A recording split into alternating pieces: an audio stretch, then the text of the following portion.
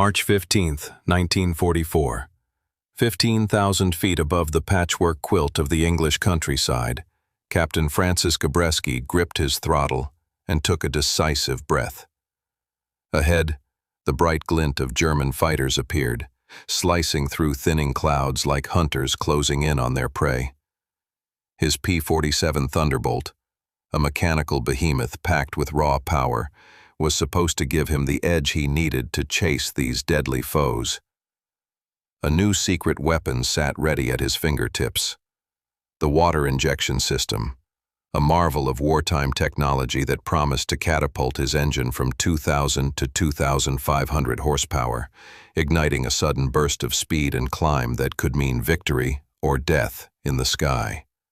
With a flick of his wrist, Gabreski engaged the system, pressing the water injection switch as he pushed the throttle forward. But instead of the surge he expected, his engine coughed violently, shuddered, and began to die.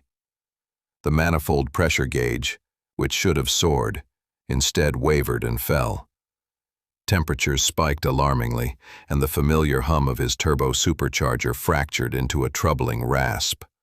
Around him, his fellow pilots in identical Thunderbolts faced the same nightmare, engines faltering at the moment when power was critical. Below, the German Messerschmitt Bf-109s sensed weakness and pressed their advantage. The hunters became the hunted, as Gabreski was forced to limp his stricken fighter toward home, throttle reduced, clutching desperately to flight. This was no isolated problem. Across every 8th Air Force base in England, the same terrifying pattern unfolded. Brand new Thunderbolts, equipped with this so-called miracle system of alcohol water injection, were destroying their engines at an alarming rate. Metal twisted, cylinders cracked, pilots were grounded, or worse, lost to mechanical failure instead of enemy fire. Military experts, steeped in rigid doctrine, declared the problem fundamental. Air-cooled radial engines simply could not be pushed beyond their limits without catastrophic consequences. The laws of physics, they insisted, were absolute. No miracle fuel or chemical concoction could rewrite these laws. The theory was sealed, the verdict final. The water injection system was unsafe, unreliable, a deadly gamble. But one man in a Connecticut laboratory refused to accept this conclusion. Junior engineer Frank Walker stared at his test results, the numbers blinking back at him like a challenge. The fuel mixture everyone had sworn by was not preventing detonation. It was triggering it. Yet, his data suggested something impossible. By changing the alcohol in the mix, by altering the chemistry itself, the same engine might yield 40% more power without destruction. Where others saw failure, Walker saw opportunity. Where the establishment declared physics immutable, Walker glimpsed a loophole written in molecular bonds and combustion reactions. As American fighters cried out in distress across England's skies, the secret to changing the course of the aerial war was quietly being written, not on battlefields, but in the quiet hum of a chemistry lab.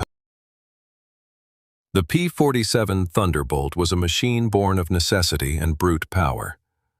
With its massive Pratt Whitney R2800 double wasp radial engine, it was a flying powerhouse, capable of propelling the aircraft through enemy skies with relentless force. But even the most deadly weapon has its limits. The demand for greater speed and climb rate pushed engineers to experiment beyond tradition, searching for ways to extract every last measure of power from the engine, and the water injection system was their boldest leap yet.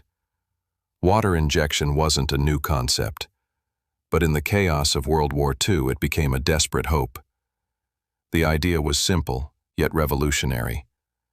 Inject a mixture of water and alcohol into the engine's supercharger intake during emergencies to cool the combustion chamber, suppress knocking, and allow for higher manifold pressures. Theoretical calculations promised a staggering 30% increase in horsepower, translating into precious seconds of speed and altitude in deadly dogfights. Republic Aviation, The makers of the P-47 fitted the latest Thunderbolts with this system, painstakingly designed and integrated. Pilots like Captain Gabreski had been briefed on its potential, advised to engage water injection only when the throttle was pushed to the firewall, when every bit of extra power counted. Ground crews revered the system as a technical marvel, whispering how it could elevate the jug, otherwise burdened by its heavy frame, to match the nimble, bloodthirsty German interceptors. But the promise quickly turned to peril. As fighter pilots took to the skies, engaging the enemy, engines began to betray them. Instead of steady power delivery when water injection was activated, engines faltered. Manifold pressure faltered, cylinder temperatures soared past safe limits, and the savage thrum of the R2800 fractured into terrifying, rasping noises. Metal fatigue and detonation ravaged pistons and cylinders, sending shockwaves of destruction through brand-new engines. The problem lay hidden not just in the mechanics, but in the fluid that coursed through the system, the alcohol-water mix. The Air Force had approved a formula relying on isopropyl alcohol, favored for its availability, compatibility with the engine's materials, and wartime logistics. But this choice came at a deadly cost. Under the extreme heat and pressures inside the cylinder, isopropyl alcohol broke down into compounds that actually encouraged detonation. A rapid, uncontrolled explosion that hammered engine parts instead of driving smooth power. Senior engineers, seasoned by decades of technical wisdom, saw this as confirmation that the limits of physics stood unchallenged. The R2800 was already on the edge. Its massive 18-cylinder, air-cooled aluminum frame pushed to the brink at 2,000 horsepower and standard manifold pressure. Trying to push it further would only bring disaster. The system was grounded. Pilots ordered not to engage water injection. Thunderbolts were forced to fly with reduced power, their tactical advantage slipping away with every engine cough. Yet, beyond the experts' dismissal and the military's orders, Frank Walker quietly wrestled with the data. To him, the chemistry hinted at possibilities. Different alcohols, different behaviors under fire.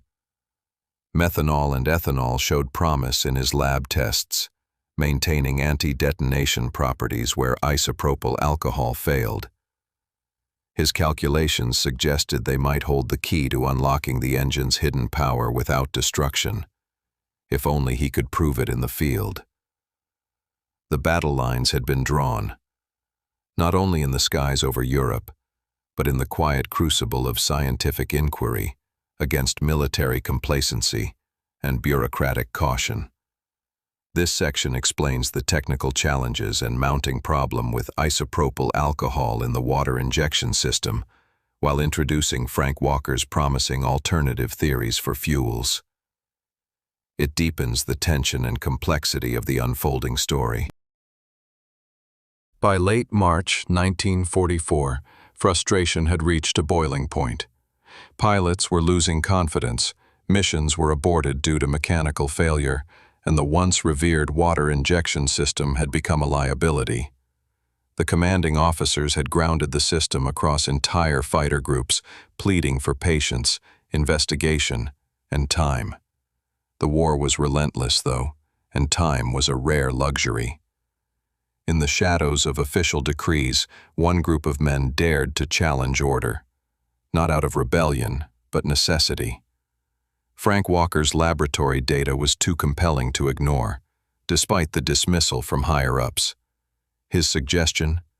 Replace the isopropyl alcohol with methanol mixed 50-50 with distilled water. Methanol, though less readily accepted due to weaker logistical infrastructure and concerns over supply, retained its anti-knock properties under extreme conditions, unlike the toxic breakdown products of isopropyl alcohol. Mechanics and engineers quietly banded together at RAF Steeplemorden. Master Sergeant Mike Quirk, a seasoned radial engine mechanic, knew this gamble could mean disaster if it failed. Yet he also knew the cost of inaction: continued losses in the air, pilots stranded against German fighters who outclimbed and outran them. So, under the veil of routine maintenance, without official sanction, the water-alcohol mixture tanks were drained of isopropyl alcohol and refilled with the methanol blend. Captain Gabreski, whose own Thunderbolt had been crippled during the disastrous March 15th engagement, volunteered for the secret trial. His motivation was deeply personal. The sting of failure had burned sharp, and the conviction that science might turn the tide was a flicker of hope amid the chaos. Ground tests with the new mixture revealed immediate improvements. Instead of the rough running and power loss associated with the old formula, the engine responded smoothly across all power ranges. Temperatures remained stable, even at manifold pressures beyond the previous supposed limits. The familiar whistle of the turbocharger returned as a steady, confident drone, and the engine roared without hesitation. The real proof would come in the air. On April 3rd, Major David Schilling, the group's most experienced test pilot, took the privately modified Thunderbolt for a high-altitude trial flight. Climbing through thin clouds to 30,000 feet, Schilling pushed the throttle to emergency power settings, engaging the methanol-water injection. The results were beyond belief. The Mustang surged forward, climbing faster, accelerating harder, performing maneuvers that would have shattered engines mere weeks before. Flight instruments showed manifold pressure climbing to unheard-of levels without engine roughness. Speed rose to 480 miles per hour, far exceeding previous records. Observers on the ground watched, awe-stricken, as the once lumbering jug transformed into a rocket in the sky. Schilling's radio crackled with exhilaration. "This thing climbs like a rocket and runs like a scalded cat," he reported, his voice trembling with excitement behind the calm professionalism. Word spread quickly, but quietly through the ranks. Those who had suffered under the old system now glimpsed the possibility of dominance. Supreme power without the penalty of destruction. The rebellion against accepted physics, driven by necessity and a junior engineer's insight, was proving real. But this was only the beginning. The risk of discovery was immense. One failure at altitude, one engine meltdown, could mean court-martial, or worse, death. Yet the potential reward could rewrite the war in the air. Unknown to them, the winds of change were gathering speed, and soon the skies over Europe would bear witness to a transformation beyond what anyone imagined possible. The morning of April 8th dawned with a tense resolve at RAF Steeple Morden. After weeks of clandestine testing and quiet preparation, the 56th Fighter Group was about to put Frank Walker's discovery to the ultimate test: the crucible of combat. Lieutenant Colonel Francis Gabreski, whose name was already whispered with respect and awe among fighter pilots, prepared his P-47 Thunderbolt for a mission that would either vindicate the secret formula or mark the final chapter of a desperate gamble. Orders were clear: escort B-24 Liberators on a deep penetration raid into the heart of German territory. A mission fraught with peril, where every fighter's performance could mean life or death for thousands of bomber crews. As Gabreski led Red Flight toward Brunswick, climbing steadily to 26,000 feet, the sky ahead shimmered with distant contrails, signs of the approaching Luftwaffe interceptors. 20 Focke-Wulf 190s surged downward from above, engines thunderous, the infamous BMW 801 radials delivering 1,700 horsepower of raw aggression. The German fighters held the altitude advantage, faster and nimbler, confident in their dominance over the ponderous Thunderbolts. But Gabreski had a secret weapon. Pushing past old fears, he reached for the water injection toggle, this time filled with Walker's methanol and water blend instead of the condemned isopropyl mix. The transformation was immediate and fierce. The roaring R2800 engine surged from its standard 2,000 horsepower to an unprecedented 2,800. The massive Thunderbolt shed its sluggishness, electron wings tearing through the sky with renewed vigor as manifold pressure climbed to 68 inches of mercury. Engine temperatures stayed safely within limits, the engine's powerful scream steady and unmistakable. German pilots, used to setting the pace, now faced a jug that climbed and accelerated faster than their own sleek fighters. Gabreski slipped into a climbing turn, positioning himself above the attacking waves. Where once American pilots struggled to keep pace, now they dictated the dance of death. Lieutenant Bob Johnson, flying just behind Gabreski, mirrored the transformation. His gunfire tore through a FW-190, the German pilot helpless against attacks from unexpected angles and speeds. Lieutenant Eugene Roberts pushed his P-47 to 560 miles per hour in a dive, faster than any German fighter could match, shredding enemy formations with precision. This was no longer a fight for survival. It was an offensive domination. What had been a tactical stalemate shifted in moments to an overwhelming victory. 11 German fighters went down. None of the American Thunderbolts lost. Major Hermann Graf, commanding the German formation, radioed urgent warnings to Luftwaffe HQ. American fighters were flying with impossible performance, outrunning and outclimbing them at every turn. His reports, initially dismissed as exaggeration, would soon prompt desperate German efforts to understand and replicate the breakthrough. Back on the ground, the mood was electric, yet cautious. The secret reveled was more than a chemical formula. It was a weapon that had rewritten the rules of aerial combat. Colonel Hubert Zaw, commanding the 56th Fighter Group, grappled with the choice to officially endorse an unapproved system that defied decades of expert consensus. Outside official channels, mechanics quietly replaced isopropyl alcohol with methanol-water mixtures on every available fighter. The revolution was underway. For the first time since the bombing campaign began, American fighters held the decisive edge. And all because a junior engineer challenged physics and won. The success of the methanol-water injection was no longer a secret whispered in hangars. It rapidly became the lifeblood of the 8th Air Force's air superiority campaign. Within days of the April 8th combat flights, mechanics at fighter bases in Debden, Bokstead, and Lyon began covertly replacing the failed isopropyl mixtures with Walker's revolutionary formula. This was a revolution born from necessity, driven by the quiet resolve of ground crews and pilots who had witnessed the deadly consequences of the old system and the promise of the new. Lieutenant Colonel Don Blakesley, commanding the 4th Fighter Group at Debden, was among the first to authorize the switch for Mustang squadrons after detailed consultations with his engineers.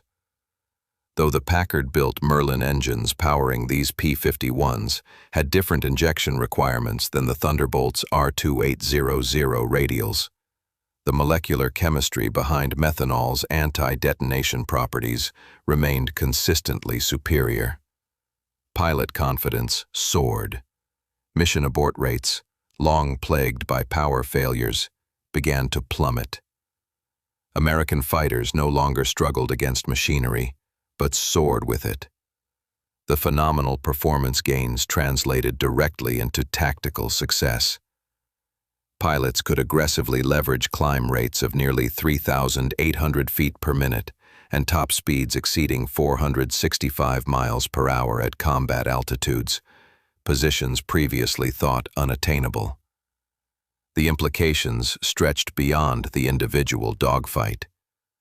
American bomber formations, once limited to altitudes where fighter escorts could manage effective cover, now ventured higher, close to 35,000 feet, where German interceptors weakened under engine strain and altitude.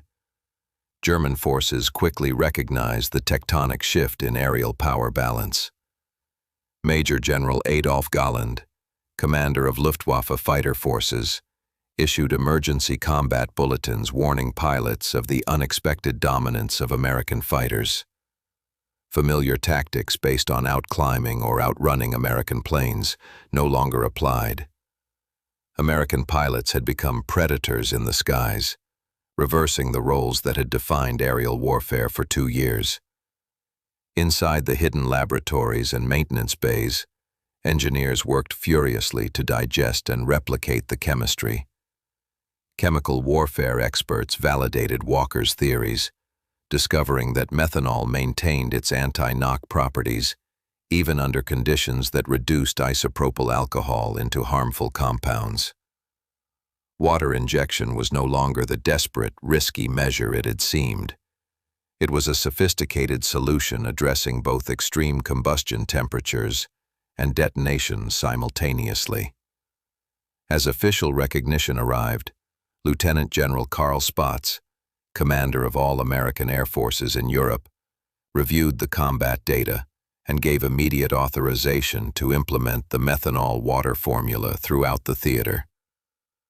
Production lines across the United States shifted to manufacture the new chemical mixtures and modified injection systems with precise 50-50 methanol-to-water ratios. Yet, despite official endorsement, many implementation details remained a grassroots effort, a patchwork of quiet engineering coups led by the very mechanics and pilots whose lives depended on success. The war effort was now powered, not only by bombs and bullets, but by chemistry and courage. The technological breakthrough emerged as a cornerstone of a broader transformation, altering how the Allies would conduct aerial warfare for the rest of the conflict. As the spring of 1944 blossomed over Europe, the skies grew ever more hostile. German pilots of the Luftwaffe, long accustomed to dominating the daylight air war, found their previous advantages slipping away with dangerous speed. Interceptions and dogfights revealed a surprising enemy power that forced sudden, alarming changes in tactics. Major General Adolf Galland, commanding the fighter forces of the Luftwaffe, faced unsettling reports from the front lines. Pilots spoke of American Thunderbolts and Mustangs climbing and accelerating far beyond known limits. Speeds and climb rates previously unheard of turned the tables, leaving the Luftwaffe scrambling to maintain parity. Reports described Thunderbolts outmaneuvering their FW-190 and Messerschmitt Bf-109 adversaries, pushing their heavy radial engines beyond expectations without suffering catastrophic failures. The German engineers knew the performance ceiling of their own BMW 801 and Daimler-Benz 605 engines all too well. Nearly 1,700 horsepower, with no revolutionary injection system to rescue them from these new challenges. Captured documents and wreckage revealed American fighters equipped with advanced water methanol injection systems. The methanol-water mixture, chemically tuned to suppress detonation and manage combustion heat, was unlike anything Germany had put into operational service. The Nazi Technical Command, slow to adapt amid bureaucratic caution and wartime resource strains, analyzed the data and began rapid development of their own systems. MW-50, the German methanol-water injection program, emerged as a direct response, an attempt to reclaim lost superiority. However, the delay meant German manufacturers struggled to implement effective systems in time to influence the outcome of increasingly fierce battles. By late 1944, German fighters retrofitted with these new injection systems showed improvements, but could not match the combination of American industrial might, pilot training, and chemical innovation. As the Allies prepared to breach German airspace from captured airfields in France, The transformation wrought by Frank Walker's chemistry began to settle the balance of power decisively. American fighters soared with sustained superiority, forcing the Luftwaffe into desperate defensive tactics. Amid this technological arms race, the dual forces of innovation and industrial capacity showcased how the war's outcome was shaped not only by courage and valor, but by the unseen molecules in a carefully mixed fluid. By the summer of 1944, the skies over Europe told a new story. Once dominated by cautious exchanges and mutual attrition, air combat had transformed into a decisive contest of technological superiority. The methanol-water injection system, born from the insights of one engineer's laboratory and fueled by the determination of pilots and mechanics, had reshaped the very nature of aerial warfare. Losses of American fighters dropped dramatically, as engines maintained power flawlessly and pilots gained confidence in their aircraft's performance. Conversely, German fighter losses climbed sharply as traditional advantages evaporated. American forces struck deep into enemy airspace with fewer escorts, able to capitalize on their superior climb rates, speeds, and reliability. The operational freedom gained from Walker's chemistry extended beyond just the battlefield. Bomber formations pushed higher into altitudes that had been once considered beyond practical reach. Here, the thinner air stymied German engines but powered the revamped American fighters with unprecedented efficiency. The resulting tactical and strategic advantages hastened the collapse of Luftwaffe air resistance. Walker himself, from his quiet office at Pratt Whitney labs in Connecticut, continued refining the science behind combustion chemistry. His wartime breakthrough became more than a wartime expedient. It laid the groundwork for innovations far beyond piston engines. Research on cryogenic fuels, turbine propulsion, and even rocket engines drew from the principles first proven in 1944, fueling the dawn of the space age. The methanol-water injection system evolved into the technological backbone for future aerospace power plants, guiding the transition from propellers to jets, and later to spacecraft propulsion. It embodied a timeless lesson. Breakthroughs often arise from questioning accepted wisdom and embracing the subtle interplay of science and courage. Ironically, captured German technical documents after the war revealed that the Luftwaffe engineers had understood the theoretical potential of alcohol injection years before the Americans. But the German military's conservative, slow approach to testing and implementation had left them trailing behind. The contrast with the American willingness to act rapidly, fueled by desperate necessity, marked a critical difference in technological warfare. In a conflict often remembered for its epic clashes and tactical brilliance, the secret war inside laboratories and workshops shaped victory in ways visible only after the smoke cleared. Frank Walker's combination of chemistry and daring forever changed the equation of aerial combat, and in doing so, helped win a world at war. Behind the gleaming machines and chemical breakthroughs lay a story of human courage, not just in battle, but in the quiet defiance of orders and the willingness to challenge established doctrine. The water methanol injection system's success was as much about the people who believed in it as it was about the chemistry. Pilots like Captain Francis Gabreski and Lieutenant Bob Johnson knowingly risked their lives by flying aircraft modified beyond official approval. For them, the gamble was clear. Better to face a German fighter with enhanced performance than a mechanical failure that meant certain death or capture. Their resolve to test Walker's formula in combat speaks to the spirit of innovation born in the heat of war. On the ground, Master Sergeant Mike Quirk and Master Sergeant Mike Floss became the unsung champions. Their meticulous work swapping fuel mixtures, maintaining secret supply lines, and ensuring the highest quality methanol-water blends required both skill and stealth. Every tank filled, every engine tested under clandestine conditions, was a quiet act of rebellion driven by the urgent need to win. Frank Walker, the junior engineer whose lab results challenged decades of expert opinion, remained largely unknown to the men flying his chemistry into battle. His persistence in pushing the boundaries of combustion science came at the cost of professional skepticism and bureaucratic resistance. Yet, his work exemplified how one person's insight, backed by data and determination, can tip the scales in a vast and complex conflict. These intertwined stories reveal the human dimension of technological advancement, a reminder that progress in war is never just about machines, but about the people willing to trust science, take risks, and defy convention in pursuit of victory. At the heart of the water methanol injection breakthrough lies the complex dance of molecules under extreme conditions.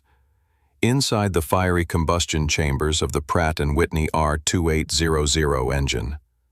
Understanding why methanol succeeded requires a journey deep into the science of fuel, temperature, and pressure. Traditional fuels, even high-octane aviation gasoline, have limits. Push an air-cooled piston engine beyond its rated manifold pressure, and spontaneous explosions known as detonation wreak havoc, cracking cylinders and melting pistons.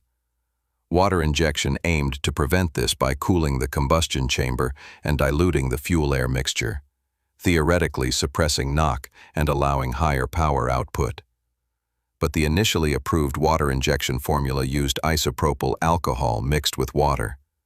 Isopropyl alcohol, though chemically stable in many applications, breaks down under combustion chamber temperatures exceeding 2,200 degrees Fahrenheit, forming compounds that ironically promote detonation, exactly what engineers sought to avoid. Frank Walker's laboratory testing revealed that methanol, another type of alcohol, behaved very differently. Methanol molecules resisted breaking down into damaging compounds at extreme heat and pressure. When injected with water, the mixture absorbed combustion heat effectively while maintaining smooth combustion kinetics. This dual effect cooled the cylinders and prevented spontaneous ignition, allowing manifold pressures to climb safely into previously forbidden territories. Methanol's higher octane rating, 133 compared to 118 for isopropyl alcohol, meant it could withstand more aggressive compression without premature burning. The 50-50 water-to-methanol ratio struck an optimal balance, maximizing anti-detonation effects while ensuring engine temperatures stayed within structural limits. This chemistry translated directly into engineering. Engines operated at manifold pressures up to 68 inches of mercury, and RPMs beyond 2,800 grew stable instead of destructive. The long-held limits of air-cooled radial engines were shown not to be hard barriers, but thresholds moved by understanding molecular behavior.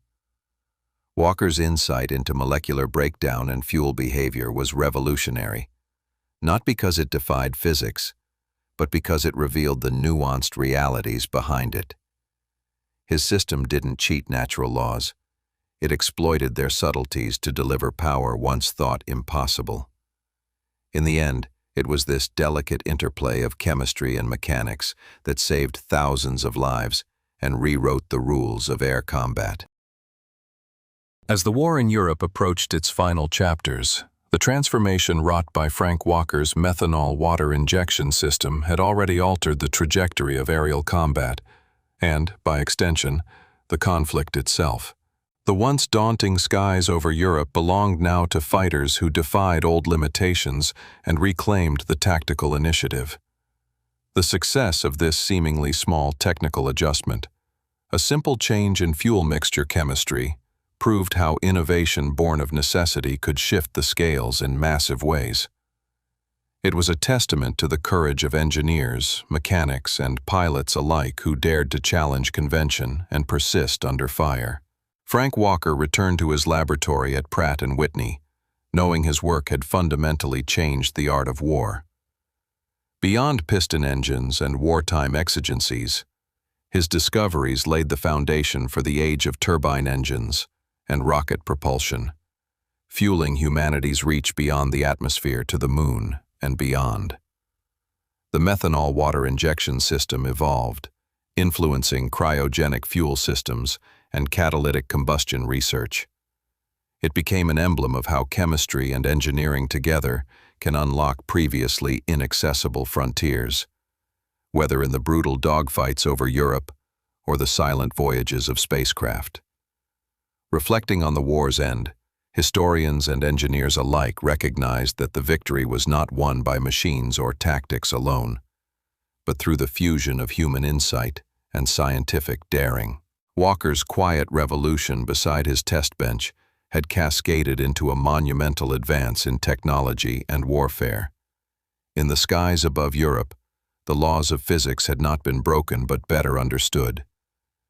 And in this understanding, American fighters found the power to soar higher, run faster, and fight harder, ensuring that the freedoms they protected would endure for generations to come.